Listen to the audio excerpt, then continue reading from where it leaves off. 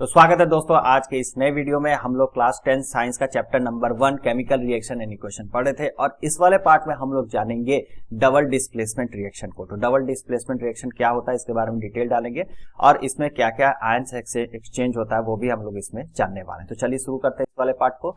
तो double displacement reaction जहां पे भी आ जाए तो इसका पहले हम लोग डिफिनेशन देख लेते हैं। Those reaction in which there are exchange of ions between the reactant are called double displacement reaction.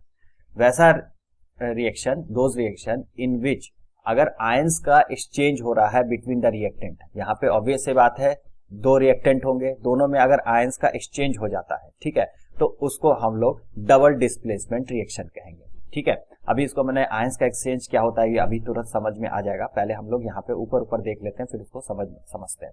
यहाँ पे हमारे पास सोडियम सल्फेट सॉल्यूशन था। सोडियम सल्फेट को एक्वा लिखा हुआ, मतलब कि सोडियम सल्फेट को हम लोग वाटर में डिसॉल्व किए हुए, ठीक है। उसके साथ साथ बेरियम क्लोराइड को BaCl2 बेरियम क्लोराइड का भी एक्वा सॉल्यूशन है, ठीक है।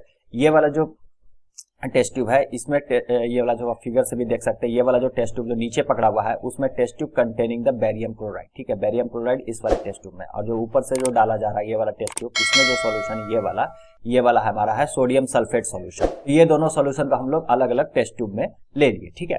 अब इसके बाद इस दोनों का हम लोग आपस में मिक्स कर देंगे। तो मिक्स करने के बाद होगा कि यहाँ पे बनेगा हमारा बेरियम सल्फेट और यहाँ पे सोडियम क्लोराइड, ठीक है। सोडियम क्लोराइड डिसॉल्व हो जाएगा वाटर में, इसलिए एक्वा सॉल्यूशन में रहेगा, दिखाई नहीं देगा, ठीक है, सॉल्यूशन में रहेगा। और बेरियम सल्फेट है ये सॉलिड के फॉर्म पे होगा, इसलिए नीचे में यहाँ पे डिपोजिट हो जाएगा, ओके।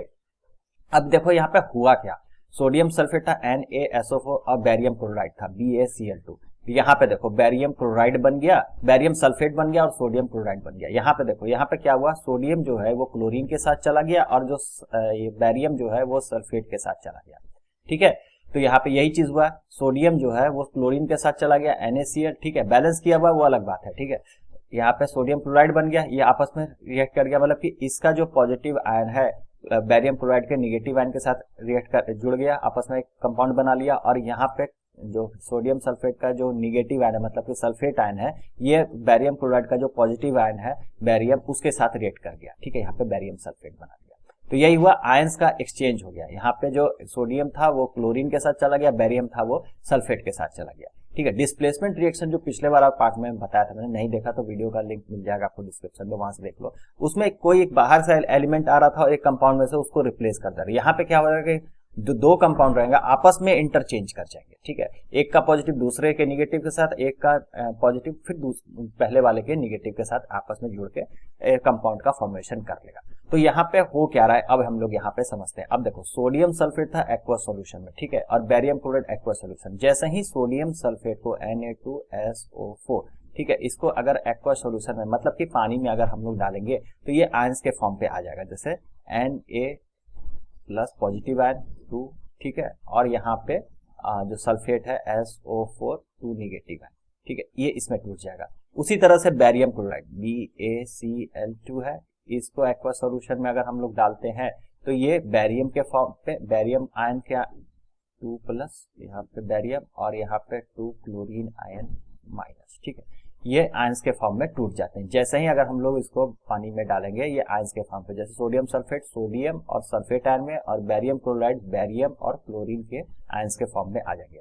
अब जैसे ही ये पूरे आयंस में, अब जैसे ही इन दोनों को आपस में मिक्स करेंगे, मतलब कि sodium ion sulphate ion barium ion chloride ion, ठीक है, तो यहाँ पे आयंस का एक्सचेंज हो जाएगा। सोडियम आयन जो था वो सल्फेट के साथ था, लेकिन अब रिएक्शन होने के बाद प्रोडक्ट में हमारा सोडियम जो है वो क्लोरीन के साथ चला जाएगा और बेरियम सल्फेट के साथ चला जाएगा।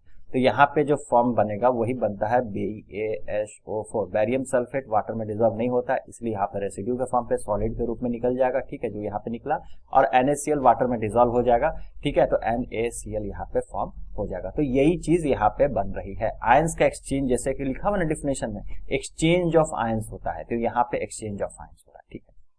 अब आपके मन में यहाँ पे सवाल आ रहा होगा कि एक्सचेंज ऑफ आयन हुआ क्यों, ठीक है, क्यों एक्सचेंज हो गया, आपस में ही थे, वहां पे भी स्टेबल थे, लेकिन यहाँ पे जाके क्यों जाके एक्सचेंज कर ली। ऐसा इसलिए हुआ क्योंकि यहाँ पे जो स्टेबिलिटी का यहाँ पे खेल हो रहा है। यहाँ पे जो NaCl है वो सोडियम सल्फेट के कंपैरिजन में ज्यादा स्टेबल था और जो बैरियम क्लोराइड से ज्यादा कंपैरिजन स्टेबल था बैरियम सल्फेट, इसलिए स्टेबिलिटी की तरफ चला गया। बैरियम जो है वो सल्फेट के साथ ज्यादा कंफर्टेबल था और यहाँ पे ज्यादा स्टेबिलिटी फॉर्म कर रहा था, इसलिए बैरियम सल्फेट बन गया। और जो सोडियम था वो क्लोरीन के साथ ज्यादा स्टेबिलिटी फॉर्म कर रहा था, इसलिए वहां पे सोडियम क्लोराइड का फॉर्म ले लिया। ठीक है, तो ये जो स्टेबिलिटी वाला खेल है ये हायर क्लास में आप लोगों को पढ़ना है, लेकिन अभी के लिए बस हमको याद रखना है। अच्छा, एक सवाल और आता है, अगर हम लोग यहाँ पे हम लोग बैरियम सल्फेट के साथ सोडियम क्लोराइड को आपस में रिएक्ट कराएंगे तो क्या ये रिवर्स रिएक्शन होगा? नहीं, ये रिवर्स रिएक्शन नहीं होगा, क्योंकि ये जो कंपाउंड है आपस में ही खुद में ही ज्यादा स्टेबल है, इसलिए हर जगह डिस्प्लेसमेंट रिएक्शन नहीं होगा। अगर हम लोग कोई भी दो कंपाउंड ले लेते हैं और आपस में डिस्प्लेसमेंट रिएक्शन हो जाए, ऐसा नहीं होने वाला। यहाँ पे देखना पड़ेगा कि मोर स्टेबिलिटी अगर फॉर्म हो रही है तभी रिएक्शन आगे बढ़ेगा, नहीं तो आगे रिएक्शन नहीं बढ़ने वाला। ओके, और अगर हम लोग एग्जांपल देख लेते हैं तो सोडियम कार्बोनेट को अगर हम लोग कैल्शियम सल्फेट के साथ रिएक्ट कराते हैं, ठीक है, दोनों एक्वस सॉल्यूशन में रहेंगे, वाटर में डिसॉल्व रहेंगे, तभी रिएक्शन होगा। ठीक है, अगर अलग अलग रहेगा, अगर डिसॉल्व नहीं होता है तो काफी मुश्किल है, रिएक्शन होना नहीं भी हो सकता है। ठीक है, आयंस एक्सचेंज होना इसमें सबसे बड़ा जरूरत है।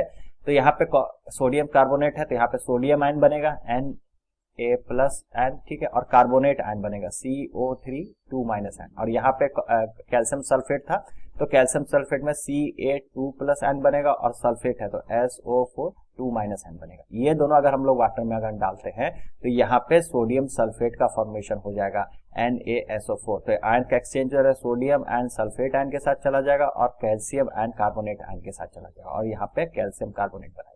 सोडियम सल्फेट के साथ गया तो सोडियम सल्फेट यहाँ पे बनाया, और कैल्शियम कार्बोनेट के साथ गया तो कैल्शियम कार्बोनेट का फॉर्मेशन किया।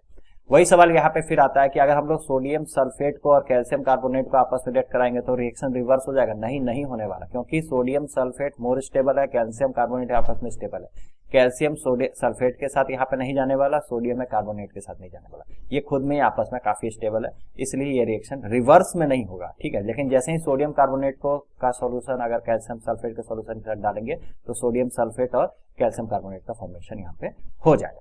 ठीक है, अब हम लोग एक और एग्जांपल की बात करते हैं। सोडियम कार्बोनेट का अगर हम लोग एग्जांपल लेते हैं फिर से, और उसमें अगर मैग्नीशियम सल्फेट डालते हैं, देखो यहाँ पे कैल्शियम और मैग्नीशियम तो पीरियोडिक टेबल सेम है, इसका वैलेंसी भी सेम है, तो सेम रिएक्शन फॉलो कर जाएगा। सोडियम कार्बोनेट का अगर मैग्नीशियम सल्फेट के साथ रिएक्शन कराएंगे तो सेम सोडियम सल्फेट और मैग्नीशियम कार्बोनेट का यहाँ पे फॉर्म करेगा। ये दोनों जो रिएक्शन है ये एक जगह और आएगा, जहां कहीं भी हार्ड वाटर रहेगा उसको हम लोग वाटर का सॉफ्ट करेंगे तो यहाँ पे सेम रिएक्शन आता है। कैल्शियम सल्फेट और मैग्नीशियम सल्फेट अगर वाटर में डिसॉल्व जाता है तो वाटर को हार्ड कर देता है। हार्ड वाटर हो जाने के कारण ये सोप के साथ झाग नहीं देता है, इसलिए इसमें सोडियम कार्बोनेट मिलाने से ये सोडियम सल्फेट और कैल्शियम कार्बोनेट डिपोजिट हो जाएगा और मैग्नीशियम कार्बोनेट डिपोजिट हो जाएगा यहाँ पे सॉलिड फॉर्म पे, तो वाटर को ये सॉफ्ट करा देता है। तो वहां पे भी ये रिएक्शन दोनों काम रहता है। ठीक है, अच्छा, यहाँ पे एक चीज और आप चीज देख रहे होंगे कि जैसे ही सोडियम कार्बोनेट या कैल्शियम सल्फेट के साथ आपस में रिएक्ट करें तो सोडियम सल्फेट जो था वो एक्वस सॉल्यूशन में आया और जो कैल्शियम कार्बोनेट है वो सॉलिड में डिपोजिट हो गया था। सेम कंडीशन यहाँ पे मैग्नीशियम के साथ हो रहा है। और इसके पहले वाला जो एग्जांपल मैंने लिया था सोडियम सल्फेट वाला, ठीक है, सोडियम सल्फेट और बैरियम क्लोराइड, यहाँ पे भी अगर आप देखोगे तो बैरियम सल्फेट यहाँ पे सॉलिड में डिपोजिट हो जा रहा है। तो जहां पे भी अगर कोई सॉलिड के रूप में एक डिपोजिट हो जा रहा है, कोई प्रोडक्ट है वो सॉलिड के फॉर्म पे कहीं पे अगर बाहर में निकल जा रहा है, ठीक है, जैसे यहाँ पे कैल्शियम कार्बोनेट निकल गया, मैग्नीशियम कार्बोनेट निकल गया, तो उस तरह के रिएक्शन को हम लोग प्रेसिपिटेशन रिएक्शन कहते हैं। ठीक है, जहां पे प्रेसिपिटेट फॉर्म हो जा रहा है, यहाँ पे कुछ सॉलिड फॉर्म हो जा रहा है तो उसको हम लोग प्रेसिपिटेशन रिएक्शन कहते हैं। Any reaction that produce precipitate can be called as a precipitation reaction. कोई भी रिएक्शन जहां पे प्रेसिपिटेट फॉर्म हो रहा है तो उसको हम लोग प्रेसिपिटेशन रिएक्शन कहते हैं। अब एक क्वेश्चन बना लेते हैं, सोडियम क्लोराइड को अगर सिल्वर नाइट्रेट के साथ रिएक्ट कराते हैं तो हमारा सिल्वर क्लोराइड और सोडियम नाइट्रेट यहाँ पे बनता है। ठीक है, तो above reaction is an example of, आपके ऑप्शन है combination reaction, double displacement reaction, decomposition reaction या फिर डिस्प्लेसमेंट रिएक्शन। यहाँ पे देखो सोडियम क्लोराइड था तो सोडियम आयन और क्लोरीन आयन यहाँ पे फॉर्म होगा एक्वा सॉल्यूशन में, और सिल्वर नाइट्रेट था तो सिल्वर आयन और नाइट्रेट आयन दोनों वाटर में डिसॉल्व रहेगा। इसको आपस में रिएक्ट कराने के बाद देखो सोडियम नाइट्रेट के साथ चला गया, देखो यहाँ पे सोडियम नाइट्रेट बना, और यहाँ पे जो सिल्वर था Ag वो क्लोरीन के साथ चला गया तो AgCl यहाँ पे फॉर्म किया।